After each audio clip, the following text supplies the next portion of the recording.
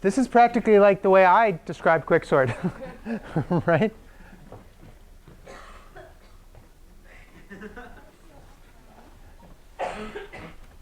Hey, ES3 people, oh no, you look like it was not fun. Oh no. All right, so maybe we'll get a few more stragglers in here. Are there any questions before I get going while you're reading about sorts? By the way, somebody created this where it goes to Stack Overflow, searches for sort a list, downloads the code until the list is sorted. Literally, somebody did that, and it actually works. It's pretty funny to watch run, because it downloads code and then tries it, and it segfaults. And it downloads again and tries it, and it runs, and woohoo. So it's pretty funny. Yeah, what's that? It's kind of an it's like an optimized, it's a stack sort, Stack Overflow sort, right? It's not really a stack sort. That would be something different, I guess. But anyway, yeah, exactly. All right, some more ES3 people are trickling in. They look like their brains are dead. So here's what we're going to do today. I have been promising you this for like how long now, right? For the whole class, I've been promising you that we're going to get to this amazing data structure called a hash or a hash table. And we're going to talk about it today. And we're going to figure out why it's such a good data structure. OK? More ES3 people? Uh-oh. And we'll talk about that. The first thing I want to do is, remember yesterday or Monday, I mentioned we talked about the program sed, S-E-D. Well, and I said sed uses regular expressions, these things called regular expressions. I just wanted to go into a little detail about what these regular expressions actually are. So it's kind of like the Unix tip of the day, but there's not much Unix involved except for the fact that a lot of things in Unix use regular expressions to do their thing. OK, and then we'll go into this hashing business. OK? All right. Let's see. What else was I going to talk about? Homework 3, I'm almost done grading. Actually, everybody else has graded their portion of it. I'm the slow one at this point. I've got like 2 or 3 more to do, so I'll get that out today or tomorrow at the latest. Homework 4 is due next Friday, so hopefully you've been working on that one. It's due next Friday, and you have to have your sorts done for that. Homework 5 is coming up very quickly, because there's really only 3, maybe 3.5 weeks after homework 3 or 4 is due, and that's going to be enough time. I'm off by 1. Homework 5 is due Friday. Right. Sorry, I'm off by 1. You're right. Sorry, off by 1. The next homework, this homework assignment they're working on now is due next Friday. Right? That's not off by 1, right? A week from this Friday. So yeah. Week and a half. No, I think it's Friday. I think. So the sorting project. The sorting project is due in like a week and a little bit. Yes. It's not this weekend. OK, let's see. That was that one. Somebody asked me 2 questions. Question number 1 was, do we have a final project? Well, we have a final programming assignment, which if you think about the first assignments being this big, and the second assignment, or the next assignment's kind of being this big, and the current assignment being like this big, the final one's like this big, right? So it's like more intense, and lots of stuff you have to do on your own. So we're getting, like, you're pretty much ready for it, but just you're going to have to kind of work those last few weeks kind of intensely. The other question was the final exam. So the final exam for this section is like way late. It's like the last period or something. I mean, it's like Friday or something of the term. So I am trying to get a bigger classroom so that if you'd like to take the exam during the first one, which is earlier in the week, you can. I just don't know if I'm going to be able to get a room for it. So I'm going to try to do that. I have to let them in first. But then I will try to let any of you guys who want to take it in there. Your exam will almost certainly be in here, because this place is big enough. OK? And then finally, I finally got the downloads of all of your feedback. OK, part of the feedback was that not enough people in class are really participating. Like, it was maybe, and my fault, like I was like picking on people, the same people every time. I will try to give you more chance to like participate. That's if you feel like that's the case, I will try to do a little bit more of that. What were the other big things on the I'll have to go back and look at some of the other big comments. But there were some very good constructive feedback, so thank you very much for that. OK? All right, I think those are all the logistics things. Anybody have any other questions? No? OK. Regular expressions. So as I said, using sed, as I said about sed, using sed uses these things called regular expressions to tell whether or not a line contains some string that you're looking for. OK, well, I wanted to talk about what these regular expressions actually are. All they are is a way of doing a pattern matching, which is a huge topic in computer science, but doing pattern matching on basically strings in a document line by line. OK, so if you have a line and you want to know if you want to search for something on that line, you can use a regular expression. Also abbreviated regex, you might have heard of that before, right? And it's just a sequence of characters that is used to do this search pattern. They build up kind of gradually. The easiest regular expression is a single character. If you want to match an A in a string, right, A in this string matches here and here and here. Fair enough, right? That's easy. A matches those things. If you want to match multiple letters, you just put them in brackets, like not necessarily next to each other. If you put brackets and you say EA, right, that will match this one and this one and this one and this one and this one and this one and this one on that line. OK? You can also match ranges, which is kind of nice. If you say A through M, it will match any letter that goes between A and M. Right? So all these letters here were like between A and M, and the others weren't. It's also case sensitive, too, for what it's worth. OK? Not so bad. First part of like regular expressions. You can use wildcards. This is where it starts to get really powerful. OK? You can do wildcards like a period matches any character. So A period period would match the APP, right? And it also means, it basically means any character in here. So this would be AS space. That would match. I couldn't make the space red. I don't know how to do that, right? But I guess you could maybe. But anyway, AS space matches A period period. ATE matches A period period. A star matches 0 or more, well, 0 or 1 repeats of the previous character. OK? I think it should say 0 or more, actually. I believe it's 0 or more matches of a previous character. OK? So yeah, so P star would be P and then any number of P's, basically. That's what P star means. So it would match PP, and it would match this P, et cetera. Somebody brought up earlier, wouldn't just P match this as well? Yeah, but it would, if there was, let's see, I guess in this case, P would match all of these as well. But if you're looking for like the strings of characters, P star matches anywhere that's P repeated 0 or more times. OK? A period star says match A and a period and then any number of anythings after A. So that matches here all the way to the end. The end of a line. It just goes to, it's just lines in this case. There's more detailed kind of regular expressions as well.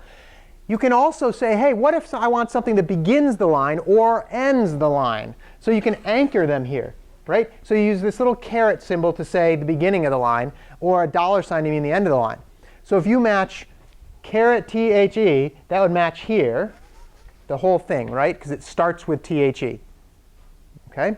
Actually, I guess it would just match this part. I don't know why the rest of it's red, but it would match this part. OK? Caret apple would not match here, because apple does not start the line, right? D period $ would match D, any character, and then the end of the line. So it happens to match here.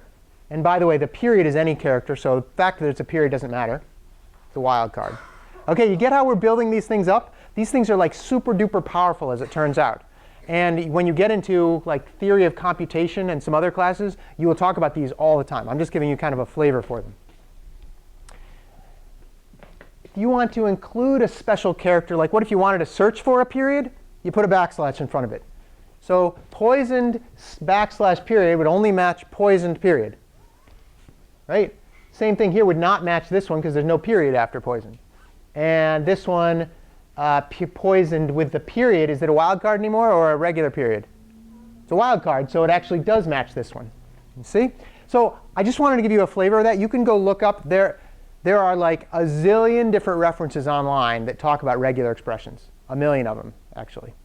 Okay? And you can go in here. If you go to regexpal.com, so if we went to, see if it actually still exists, regexpal.com. I looked at this earlier. OK.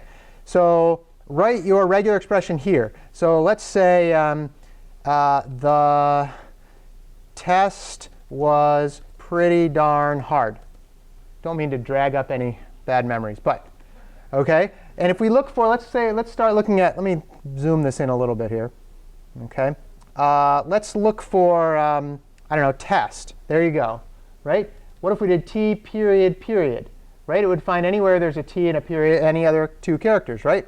If we wanted to find the, it would match there. Let's say we wanted to match was, but what if we wanted to match was at the beginning? Caret, nope, doesn't match anymore. See how this works? So you can match lots of different cool stuff this way. Let's look for any r's or e's. There we go, any r's or e's. So you see how that works? If you play around with this, you will get very good at it, and you'll be able to use it to do lots of matching in files. And you need that a lot for some types of programs you write. Lots of languages use regular expressions. Python has regular expressions. Perl relies on it for everything. Let's see, JavaScript uses regular expressions. You'll see them all over the place if you're going to do a lot of programming. OK? Any questions on that? Just kind of a little glimmer of into regular programs. Did I talk about the grep program before? Yeah, you know what? It's on your labs saying, hey, if you want to look for a to-do, you use this grep thing, and it says, here's what it does. It uses regular expressions as well. OK? All right. That's the Unix tip of the day. Let's go into hashing. OK? As I said, cool topic. Interesting topic. Also, a little bit a couple things might confuse you, but it's not too bad, all things considered. Let's pretend we want to match two-letter words. Now, only two-letter words, not one-letter words, not three-letter words, only two-letter words. OK? And their associated definitions. OK? We're going to say that the words are the keys, and we've talked about keys before, and the definitions are just the values. OK? A word is the key that addresses the value. OK? The definition in this case. So for instance, if I gave you a word ox, the definition might be a bovine trained as a draft animal. OK? There's your two-letter word associated with the actual value. OK? So far, so good. That's all we're doing. We could have done the same thing with heaps if we wanted to, except it wouldn't have been words versus, it would have been like numbers versus these. But it's keys and values. We've already talked about a lot of those things. OK? In fact, we've done keys and values before with what? Arrays, linked list, stacks and queues, trees, heaps, all that kind of stuff. They all come with trade-offs. OK? All of these things come with trade-offs, right? Keys and values. And the trade-offs are that you're going to have behaviors like order n behavior, terrible. Right? N log n, good, but not amazing. What's the best we want? What are we looking for? Constant behavior, right?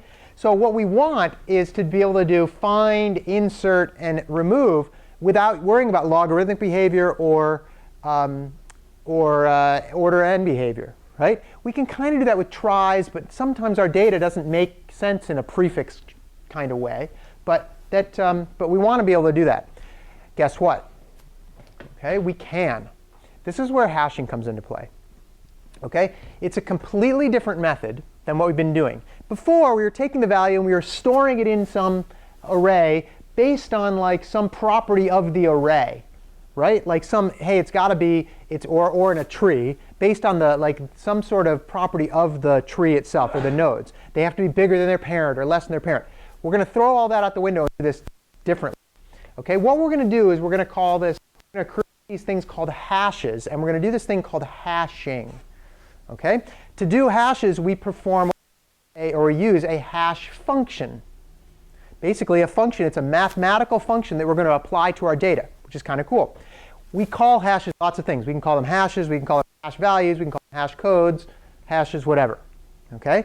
We're going to, as I said, there's a mathematical function that we apply to these. Okay? what we are going to do, okay, and thank you to the people who helped out earlier putting these things up. See these numbers around here? We are actually going to hash you guys, okay? We're going to hash you guys. And what we're going to do is we're going to try to remember a couple things when we're doing this, okay? We have to make hash codes deterministic. What does that mean? What does deterministic mean in terms of something? Nitesh? Well, it means that you do one thing and you have an expected outcome based on it. You do something, you have an expected outcome. Absolutely. Okay, so if we perform a hash function today, and we perform the same hash function tomorrow, it should not change. The answer should not change. Deterministic. Okay. I think we all know what fast means. We're going to do something that doesn't take a lot of time, obviously. And then distributed. We'll get into distributed, what that means in a second. Okay? So basically, we're going to take some key. Okay, I'll tell you what that key is in a second. We're going to apply this hash code to it. I'll tell you what that is too.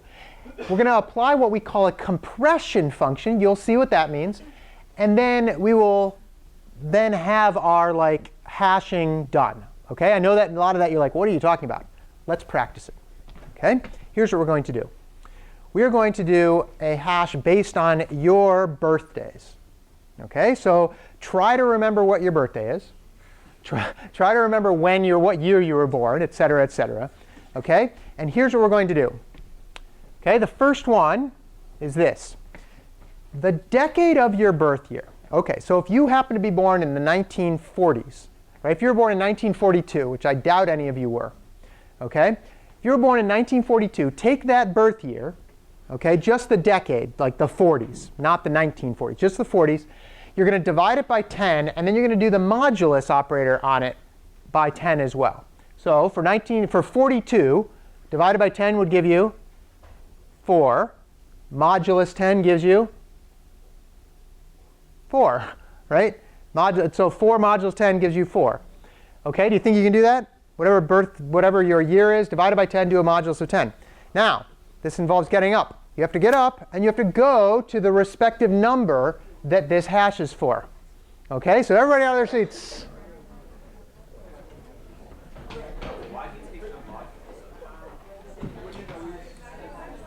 Why do you take the modulus of it? It's just the way we're doing it.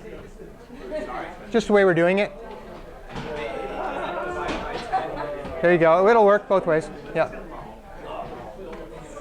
6, 7, 8, 9 is back there.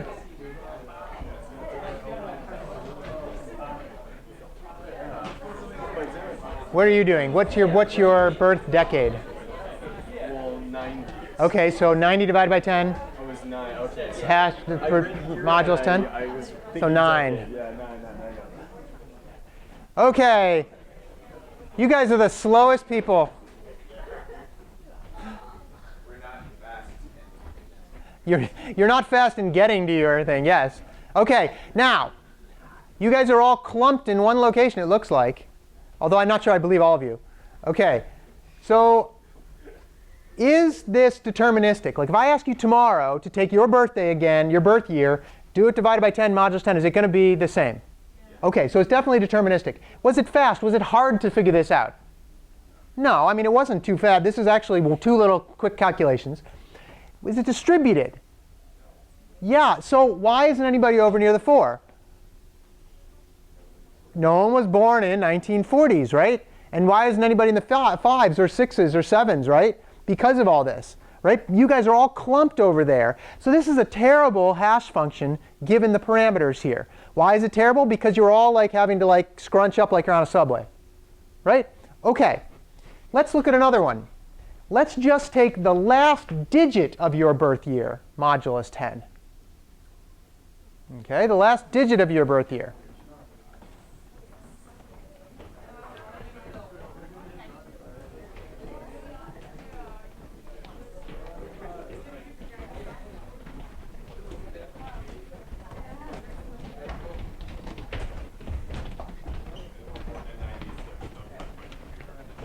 Oh, this actually works pretty well. Isabella, we put the numbers in the right place. Where are you?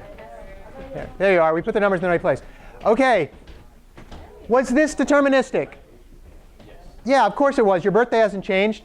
Was it fast? Yes. Pretty easy to do. Was really fast. Is it distributed? Yeah. A little bit, right? So you guys were probably all born in 93 or 94, right? and you guys were all born in 95 and 96, and you guys I'm not going to ask, right?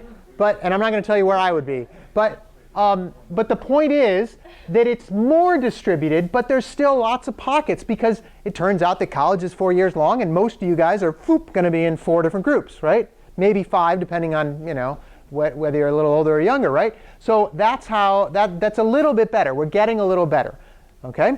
All right. How about the last digit of your birth month? Try that one. Birth month being 1 through 12.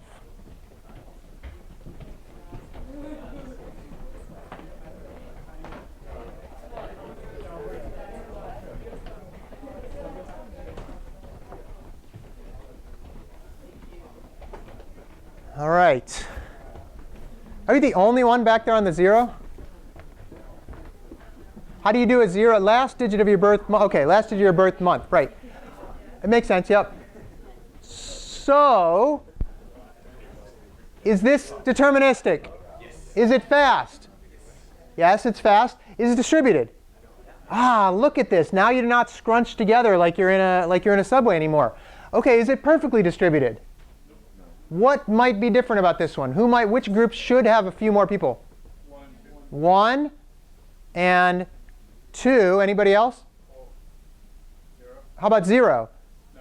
Can you have 0, the last digit of your birth month? Oh, no, you can't because there's no 0 birth month, right? So that's why you guys are probably not as clumped. But but this is pretty well distributed. Still not perfect, but pretty well distributed. OK, what's the last one we should do? Birth date, right? Like the actual day of your birth. In other words, of the month, right?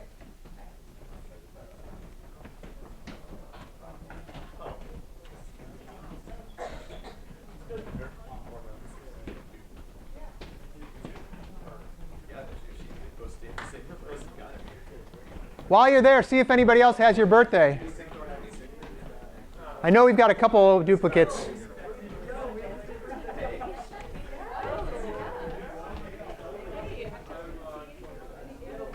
All right, deterministic? Yeah, fast? Not hard to do. Distributed? This one's almost perfect, right? Are there any duplicates here? What do you think? Are there duplicates? No, oh, you have the same birthday. Are there any, we're going to call these buckets. Are there any buckets I put you into that are going to be a little bigger if we had 1 million people than the others? Why would 1 be bigger?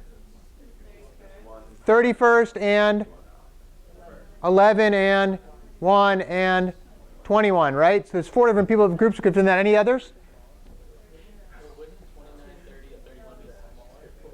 Wouldn't 29, 30, and 31 be smaller? Why would they be smaller? Because not all the months have all those days. Let's see. Because not all the months have. Yeah, you're assuming that distribution by that is. You're right. So yeah, so a lot of those might be smaller because there's less people in those groups. Yep. Although, yeah, no, that's right. That's a good point. Although I'm not sure because would 1 through 8 have more? It might, yeah. But the kind of the bottom line here is that it's pretty distributed in the big sense, right? Assuming that your birthdays are relatively distributed. OK, so do you guys get the idea of what a hash function is doing? Taking something about you or about the situation, your key in that case, which is your birthday, and then applying some mathematical functions to it, and then putting you into a bucket. OK, that's what hashing is. Back in your seats.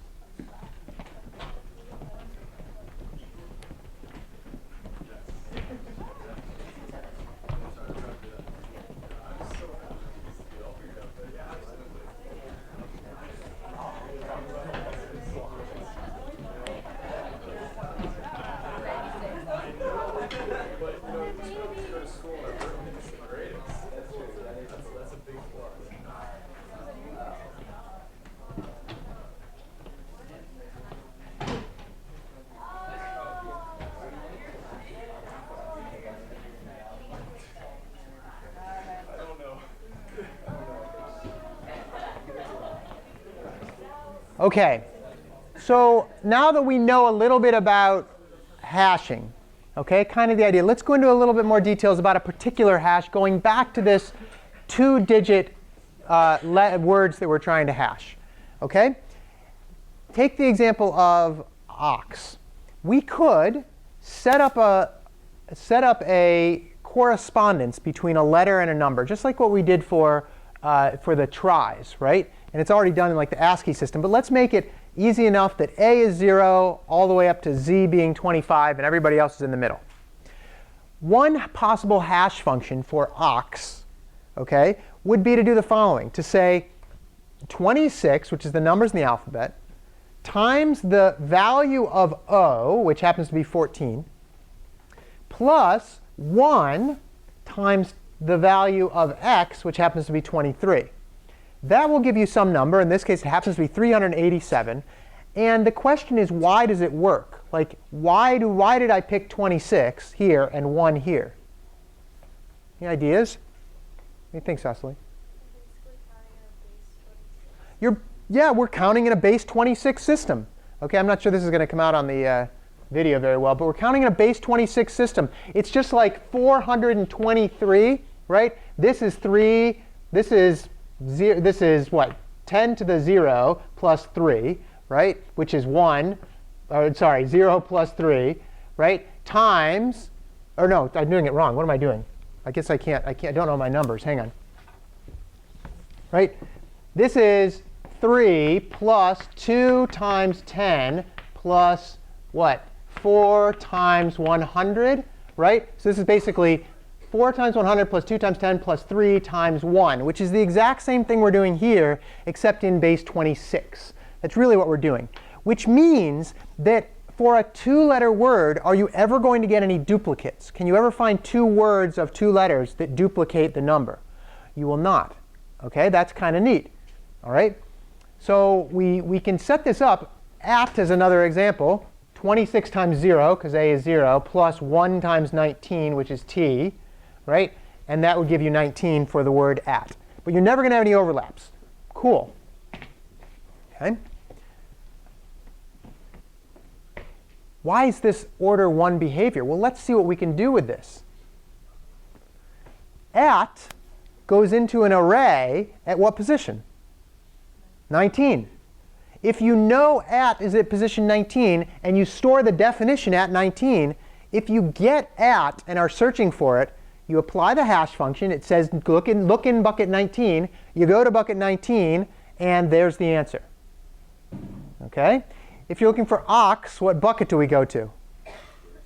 387. So what you do is you take ox and you say, what's the hash value? Oh, it's 387. You go to 387, and you get the definition of ox.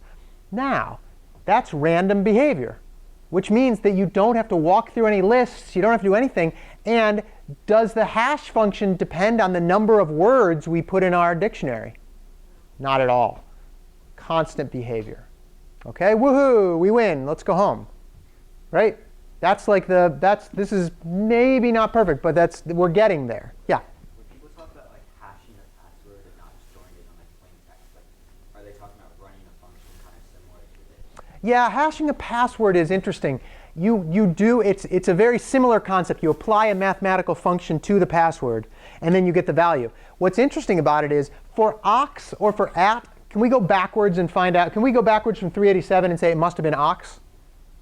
You actually can, right? You could deconstruct it, right? You'd divide by, or what would you do first? You'd basically be converting it back into the letters, right? So you could get each digit out of it. You'd divide by 26 and blah, blah, blah, right?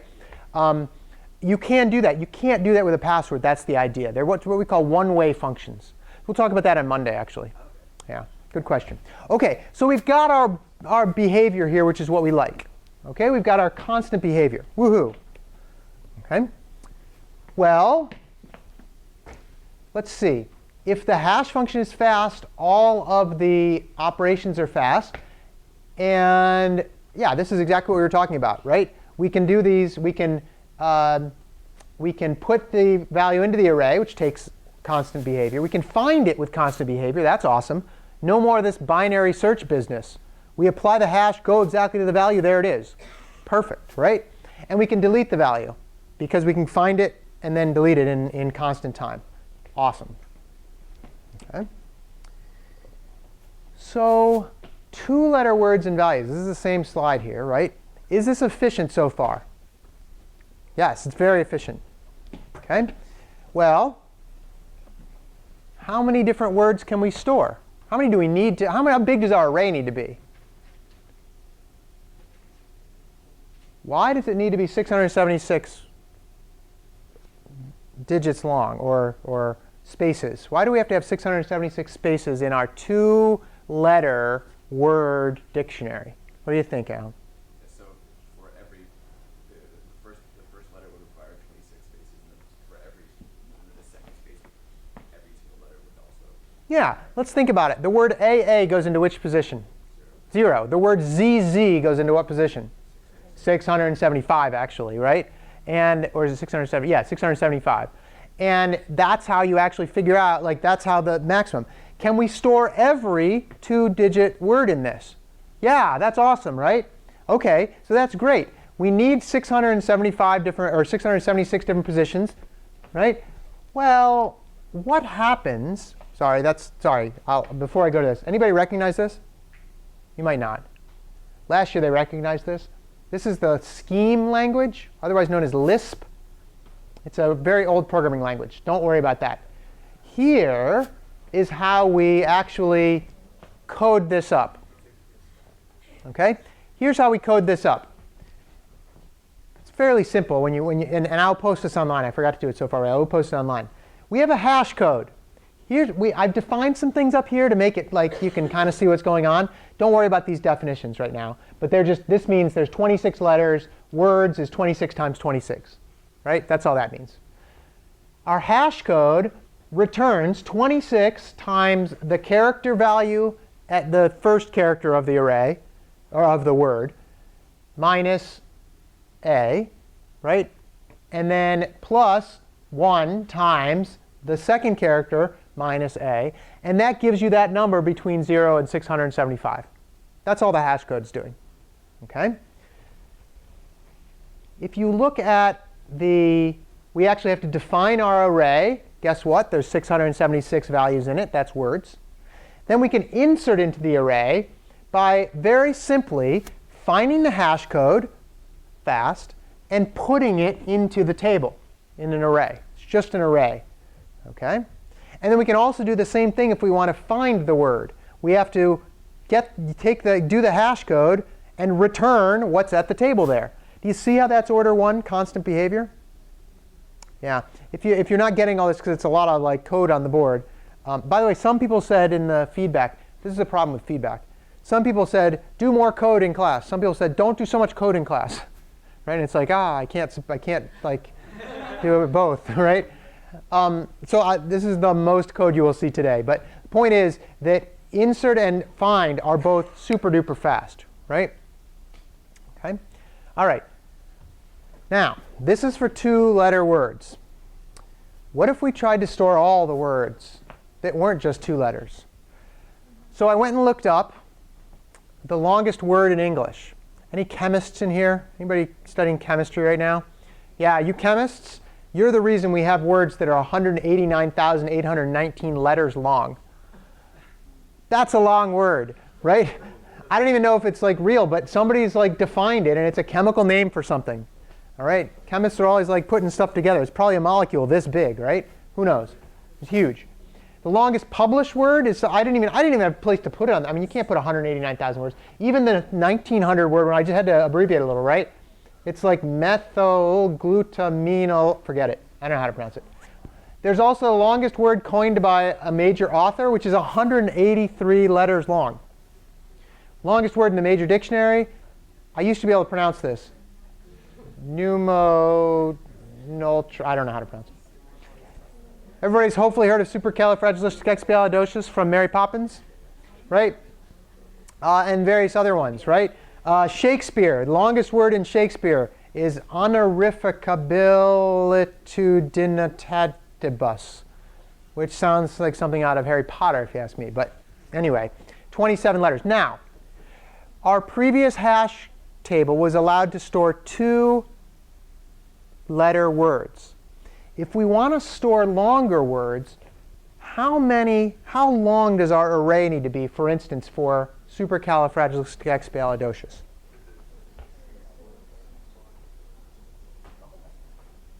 Erica, what do you think? 26 to the 34 digits long. I'll go back to that one in a sec. 24 to the 30, did I say 36 to the 30? 26 to the 34 amount of space in your array. 2 to the, excuse me, I just spit all over you. 2 to the, sorry about that. 2 to the 32 is 4 billion. 26 to the 34 is like billions and billions and billions. Probably trillions, right? That would be way too big. Like you don't have enough memory in your computer to store arrays that are like to store values that are that long. Okay? The problem is, well, what's one problem with that? First of all, you've got all this space. What's the second problem with that? If there's only 700,000 words in your dictionary and you're using 26 to the 34 amount of space, it's going to be like the great open plains where nobody is available. It's going to be like dust, things flying around. You're like, where is everybody, right? Because there's going to be a word here and then not another word for like millions and millions of characters. Okay, it would be what we call sparse, which is not what you want, right? So we've got an issue there. Okay, we need to do a place with that. The one other one I was going to show you. Anybody been to New Zealand? Anybody want to go to New Zealand? You should all go, woo, because it's awesome there. Okay, it's like the most amazing place. When I was in New Zealand, I explicitly went to the place I'm about to show you, which is here, which is this is the world's longest place name. Okay, and it's Tamatawata Hinga blah blah blah blah blah blah blah, right? Right? It's really long place name. Here's what it means in English, translated in English. The summit where Tamatea, the man with the big knees, whatever that means, right? The climber of mountains, the land swallower who traveled about, played his nose flute, whatever that is, to his loved one. All right? That's what that all means. Who knows? Who knows? When I visited here, I actually was driving down the road, New Zealand, right? It's the most amazing, beautiful country in the world. I'm driving down the road, giant rainbow over the entire hemisphere of the world that I could see, right? It was like, whoa, amazing. And then I got here, I took a picture and drove 3 hours back to where I was staying. So, anyway, that's that. Okay, so again, our problem is that we don't want to waste all this space doing what we tried to do before, right? Only 700,000 words. We don't want to try to store every word. We just can't do it. It's not possible. Not possible. And that's not even uppercase letters, right? What did we do when we were hashing your birthdays? What just happened there? What did we do when we were hashing your birthdays? You remember?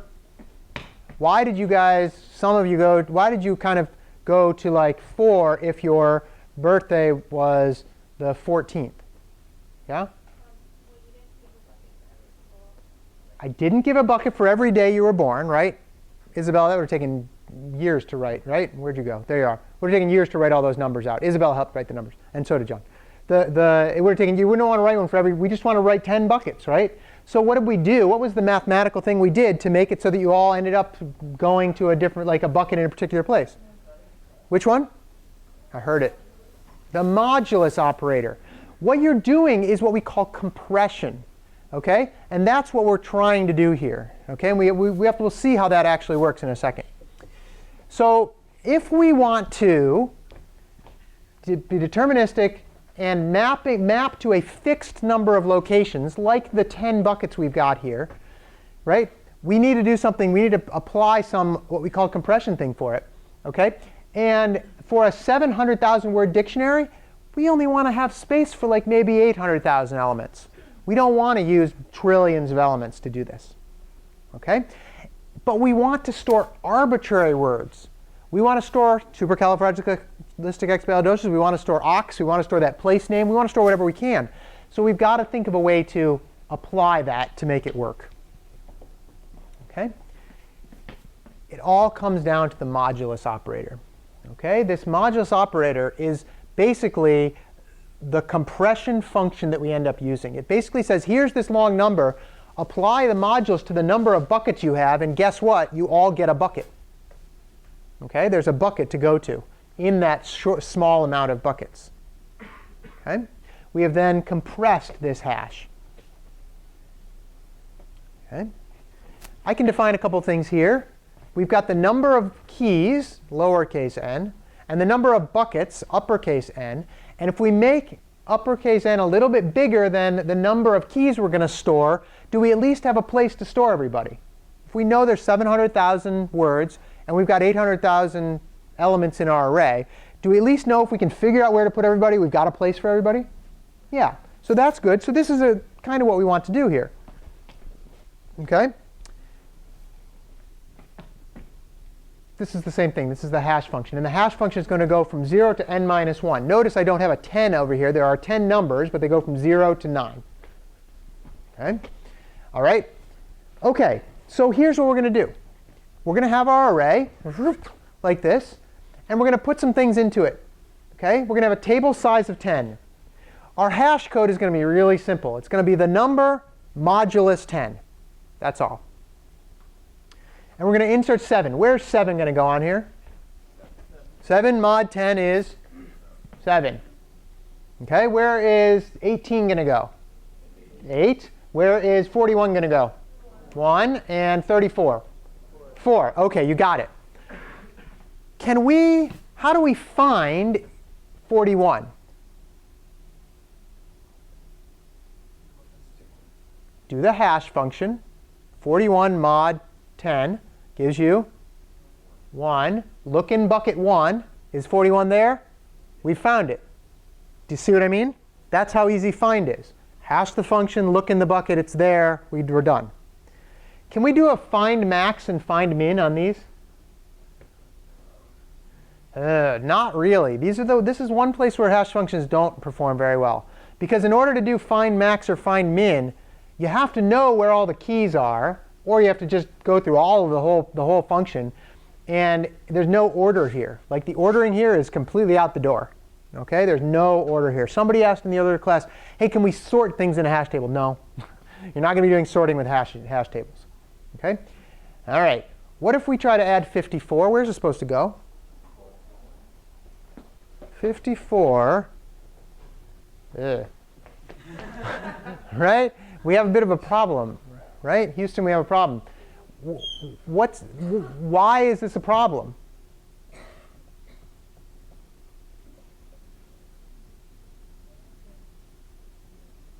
$34 is already there, right? I mean, 54 can't go into a place that 34 is already there because there's only one spot. It's not like we have multiple spots. You have one spot, right? OK, here's what I want you to do.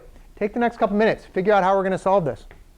OK? Talk to your neighbors. Say, look, we've got this issue here. We have to do something. We've got a place, one place. What can we do so that both 34 and 54 are represented in this? Think about it.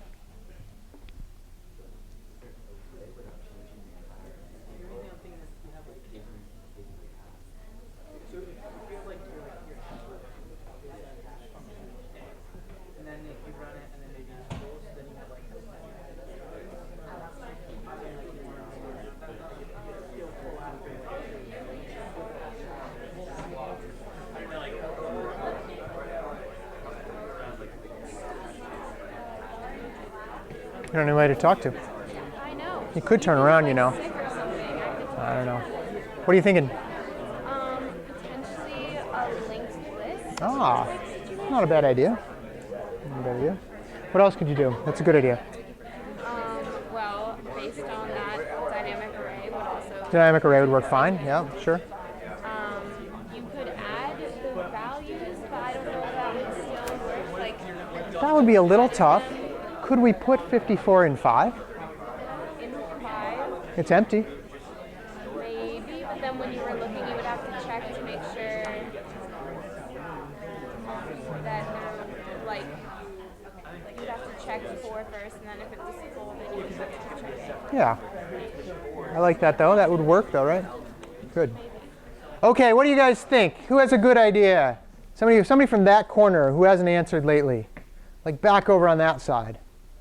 I saw you talking. I know you were talking about it. What do you think? What's something we could do? A pointer for another array. So you're saying instead of being just a spot for a number, you're saying, hey, make it some other type of data structure in here. I like that idea. You're saying it's an array. What other options do we have? A linked list would work well. A couple people said that, right? If we just had a pointer here that said, fine, if there's more than one value, it's just a linked list, right? 34, 54, 24, 104, 1014, whatever, right? That's fine. That would actually work fine.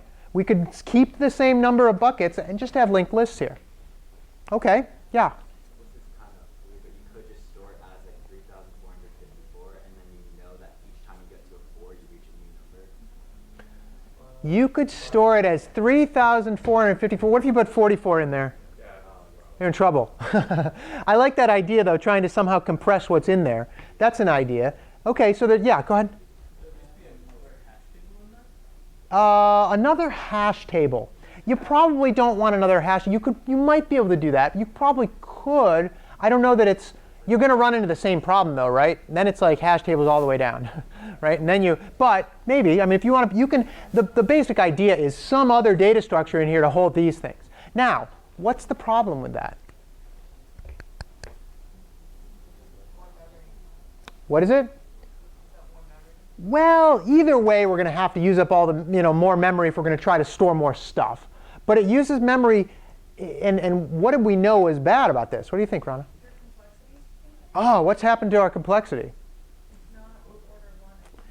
It's not order 1 for the places that have more than 1 anymore, is it? It's order 1 plus however many happen to be in here. What if we just added 4, 14, 34, 54, 64, 74, 104, right? What would our complexity be? N, because we need to go if we were looking for the last one in there, right?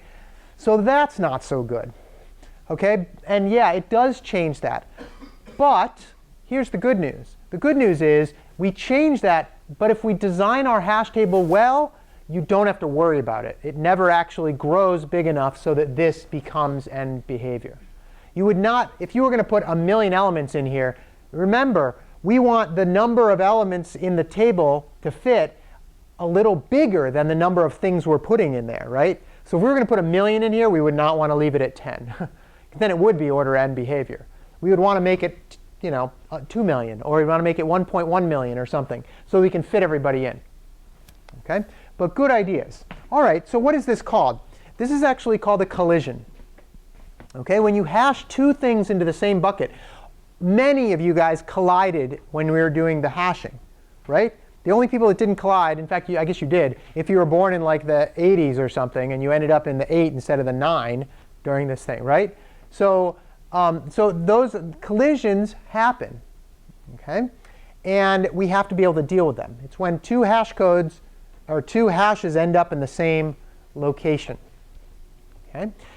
What do? Well, this linked list idea we just call chaining.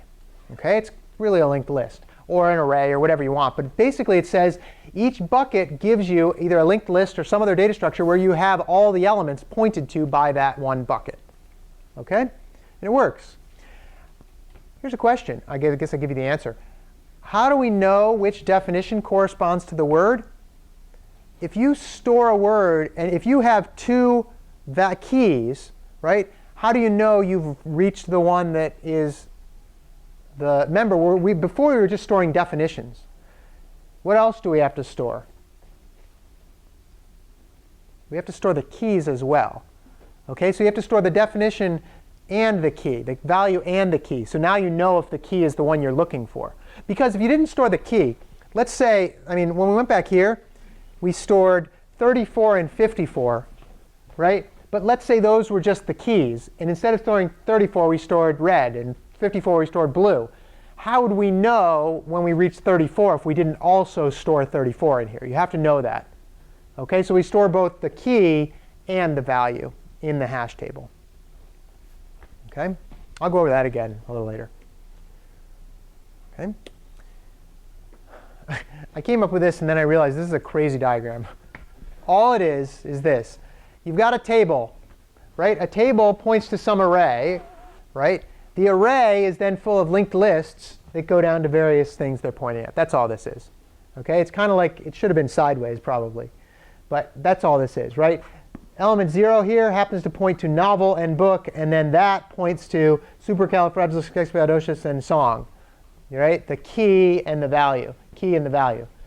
This one is basically standing for, this is a null node, right? No, it's not pointing at any. This one should also have a null. Well, I guess, yeah, this one should also have a null probably. But that's all this is really showing. It's just this is how this chaining business works. Okay? You've got basically nodes that go to other nodes, just like a linked list. Okay? All right. So the operations that we want to do, we've already talked about these a little bit. Insert, find, and remove. If we don't have lots of chaining, they are all going to be roughly order 1 behavior. Right? Compress to insert. Compute the hash code. Compress it to find out which bucket it's in. Insert the entry in that bucket. The key and the value, and into the list, really. Okay? Find. Hash to its bucket. Search the entry. And then you have to do the search. You have to search the linked list that's associated with it to find it. If you found it, return the entry. Otherwise, you return null, or you say not found, or whatever. Remove. Search first, and then remove it from the list if it's there. Easy. Okay? 3 functions. Order 1 behavior if your lists aren't too long. Okay? All right. What happens if we try to add 2 entries with the same key? Not the same value, but the same key. Say we had 34 and then another 34. What might happen? You can cheat and look, but what might happen? If we tried to add 34 twice, what are our options?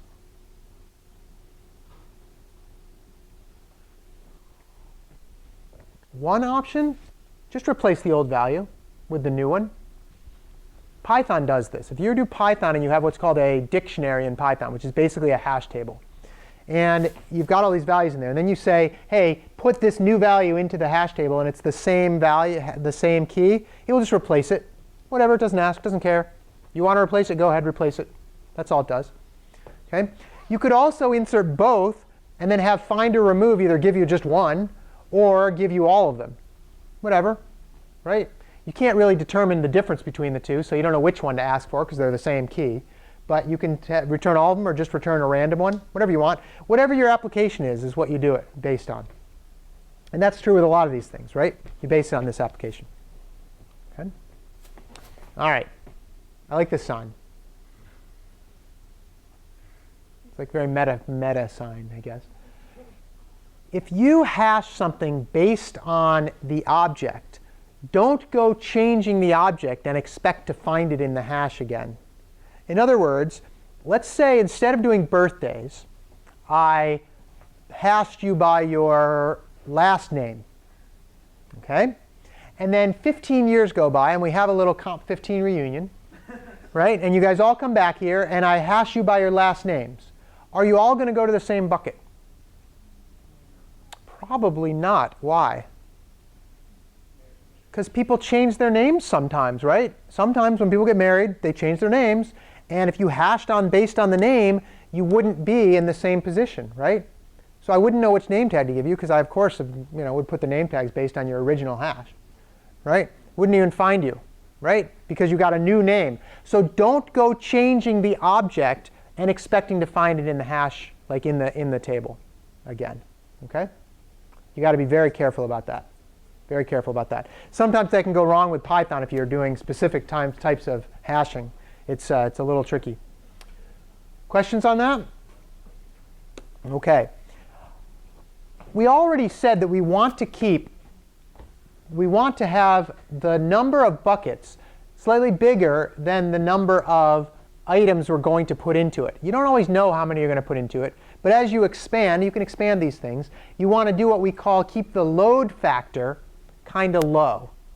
OK? Here's what the load factor is. Not scary, right? The number of items you're going to put in, stored in the hash table, divided by the number of buckets available to you in your array. We try to keep that, depending on the application, probably around 0.7, 0.8, right? You want to keep it so that you've got slightly more buckets available than stuff you've stored into it. For your final project, the one I said is this big, you have the option of using a hash table if you want to. I probably suggest it, but if you want to, okay? If you do that, you want to keep you actually want to keep this pretty low. Like last semester, 0.5, 0.4 were sometimes when we were keeping it. The problem is what happens when you have way too many buckets and not enough values in it? What have you done? I heard it. What have you done? Wasted space, right? You don't want to waste too much space, but you also don't want to cause lots of collisions. If you keep this relatively low, you will have order and behavior. In fact, I think I talked about this next. Yeah. If the load factor is low, in other words, the number of buckets available is slightly bigger than the number, or is bigger than the number of things you're storing, and the hash code and function are what we call good, which needs its own definition, I suppose, but let's pretend we've got a good one, and there's no duplicate keys, you're going to get constant behavior, which is what we want. Okay, that's what we actually want, constant behavior. Keep your load factor low, have a good hash function, you'll get constant behavior. On the other hand, if you have a bad load factor, in other words, you're keeping too many values in the table, right, then you're going to end up with this order n behavior, which is bad. So don't do that. Don't ever let your load factor get too big. That's the idea. Okay? All right, questions on that load factor? We'll go over it again next week when we do some more on this. Our ideal hash would pretty much take the value and the key and put in a random bucket, right? That's kind of the ideal. We want it to be a random bucket. Okay? Is an ideal hash collision free? That's a pretty good question, actually. Let's pretend, so think about this. I have 2,500 things I want to put in an array. And I say, you know what? I don't want any collisions. I'm going to make a 1,000,000 size array to put my 2,500 keys in. And then I'm going to randomly take those keys and put them in various buckets of the 1,000,000. What's the potential for a collision? What do you guys think? Think about this. Talk to your neighbor about this. Here it is again. 2,500 things I want to put in the buckets. 1,000,000 locations to put them in. What's the probability that I have a collision if I'm randomly taking one and putting it in a 1,000,000 bucket? I'm throwing it over the fence into the 1,000,000 bucket one. What's your intuition say about the idea? So talk about it with your neighbor.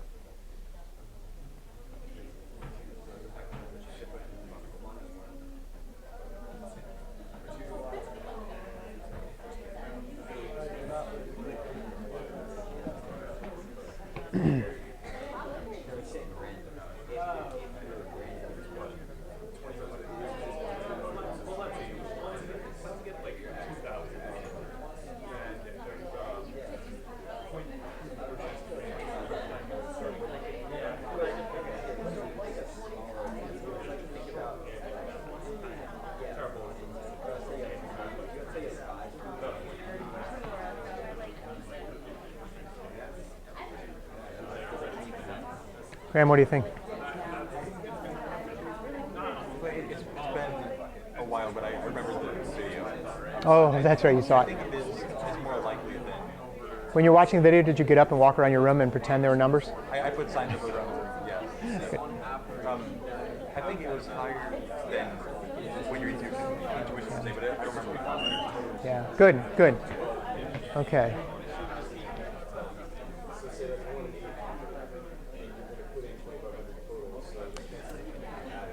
So, what's your intuition say? What do you guys think? It's only from this side of the room over here. I haven't answered in a little while. What do you guys think? Just throw out some numbers. What's the probability of a collision out of 1,000,000 buckets and 2,500 elements going into them? What do you guys think? 99% chance of a collision? Okay. What are some other choices? What are ideas? Don't be afraid. Whatever you think. 0.25%. Okay. That's really low. What else? What do you guys think? Just guess. What do you think? What was your intuition? Trust me, my intuition was bad on this. What did you think? 2,500 over 1,000,000, which is about 0.25% or something like that? Yeah, okay. Anybody else? Nobody else is willing. I wrote a little program to test this. Okay, what I did was I wrote a program, and it took a bucket size of 1,000,000, and it said, here's 2,500 random places to put them. Boop, boop, boop, boop. Do I ever get a collision? Okay, and I checked it. And what it does is it does it 100 times and then says, out of those 100, how many times did I have a collision? Basically a percentile, and it redoes it. Here's what the answers are.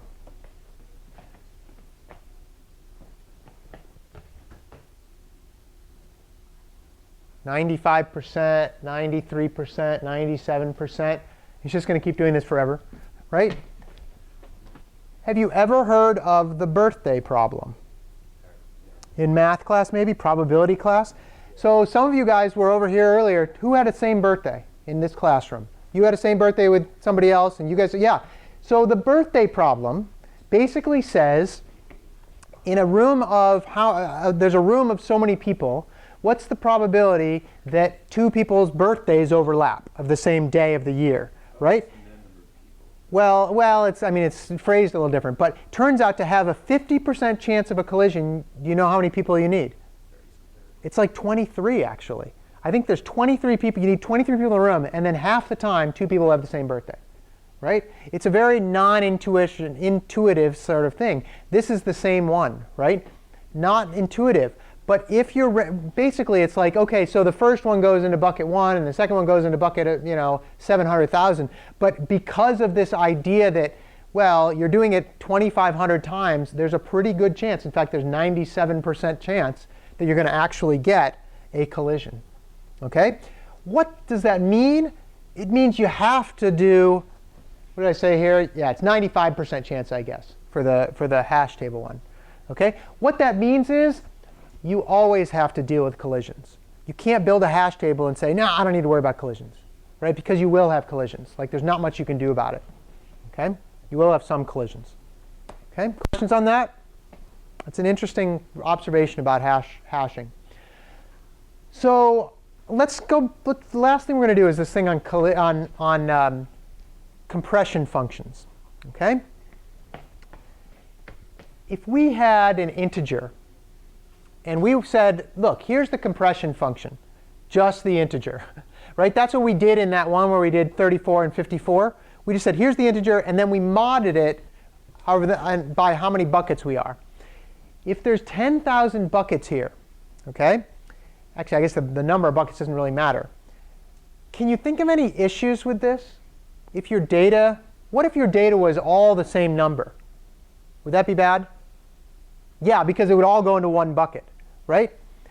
It turns out that if there are 10,000 buckets, I guess that is important. If there are 10,000 buckets and the keys happen to be all divisible by 4, who knows why, but it could happen, you would waste 3/4 of the buckets because the modulus function by 10,000 would mean all of those would go into 1/4 of the buckets. Okay? Why is that the case? Because when you mod by 10,000, you end up, if it's divisible by 4, you're always going to end up in the like first 25% of the buckets or whatever, right? So that's an issue. What can you do? There's a couple different fixes. One cool fix is don't have 10 be something, or don't have the number of buckets be something nice and round like this. Make it a prime number. Okay, you didn't think you'd get into prime numbers in data structures class, but this is a good use for prime numbers. If you have a big prime number of buckets, when you do a mod on a prime number, it spreads the bucket, it spreads everybody out to like buckets. It's nice. It's a nice spreading function in that case. Or I should say compression function, right? Make n prime and you can do it. Okay? All right. Here's a pretty good compression function. Pick two numbers, a and b. Do a times the hash code, which however you come up with the hash code, plus b, mod by some prime number, and then mod again by the number of buckets you have. And this means you can pick however many buckets you want. What this will be doing is this is actually going to spread your data out very nicely. Picking a and b is kind of a research topic. Like what's a good a and what's a good b and what's a good p. P should be a nice big number, prime number, way bigger than the number of buckets you have. And if you do that, if you do apply this to it, you will end up scrambling the thing in all the buckets. So it's a good way to avoid lots and lots of collisions. Okay, it's not perfectly random, but it's a good way to avoid lots of collisions. Okay. Strings. Yeah, question. Did you use that one for your test program that had like 95%? I think I did actually. Yeah, no. You know what I did? I just used a random number. I just said a random number between 1 and a million. That's all I did. Yeah, I didn't use that one. I used a random number one. Yeah, which is perfectly fine too. If you just want to use a random number generator, pseudo random number generator, that's fine too. Yeah. For strings, here's a pretty good one. Some big prime number. You'll have to trust me that that's prime, right? Some big prime number. For every value in the string, for every character in the string, do 127 times the hash value, which you've already calculated. You've started out. It's going to be starting out with 0, plus the key value modulus this big number. I don't care if you're not going to have to memorize this, obviously, right? You don't have to memorize this, but you need to, like, this is not a bad one. If you want to use this on strings, then go ahead and use it. For your final project, guess what? You can use this if you want for your hash function for your final project, because we're going to be using strings, right? You could certainly use that. I'll actually give you one that's pretty good too. It's very fast and works pretty well. But why is this good? It uses a big prime number and uses every character in the string. That's a pretty good way to do it. Some people try to come up with their own string hash functions. There's lots of bad ones, right? If you just said, fine, I'm just going to add up the value of each character, and that's my hash, not such a good idea. Why? Because you're never going to get more than 500 for most words, turns out. You'll be bunched up into 500 buckets. You want more buckets generally. Anagrams will always collide, right? Top and pot have the same hash if you're doing this. That's not so good. Okay? And the timed hash is proportional to string length. Well, so is the other one, so that's not too bad. Okay? You could also choose just the first 3 letters. You're still limited to 26 to the 3rd buckets, right? And lots of words begin with the same letters. Remember our prefix tries? That's why we have our prefix trees. Tries. That's why we have them, because we get lots of prefixes in English, right? If we changed our big value of p to 127, you'd end up with 127 mod 127, and that would be bad. Okay, you'd always get zeros. You get a lot of like a lot of ones going into 0. Okay, so lots of bad hash functions. Generally, you don't want to come up with your own unless you're an expert at this. Okay, next week, here's what we're going to do. Your lab's going to be on hashing. We're going to talk more about the load factor, different strategies. So linked lists is not the only way to do collisions. There's actually a kind of a really cool way to do it too. A couple cool ways. We're going to talk about perfect hash functions. You can actually come up with a hash function that will be perfect for your data if you know all the keys ahead of time. Sometimes you might. Is there ever a time where hash functions should be slow, not fast? Maybe. Yes? Yes. Don't answer it now. Zip it. We'll talk about that next week. If you want to think about it, go right ahead. But think about if hash functions should ever be slow. Okay? There is definitely a case. But think about when those cases are. And you're allowed to talk to Max, but don't like give it away to everybody. Okay? All right. And we want to talk about where real-world hashes work. So on Monday, we're going to talk about hashing, and we're going to talk about some of the cryptographic hashing and things that you've maybe heard about. So I think Monday will be a good lesson too. All right, questions? Yes, Isabel. What are we going to do for Tuesday labs? Oh, I didn't even think about that yet. Yeah. Maybe I'll have you guys work on the lab on your own at some point. But I know there's a big project due. So at the same time, I don't know. I haven't figured that out yet. Maybe in the next week's lab, you'll do this week's. I don't know. Well, I'll figure it out, though. Good question. Tuesday's a day off. I totally forgot about that. Forgot labs are a day off. So we'll figure something out, and I'll let you know. Any other questions? OK, I'll see you guys Monday.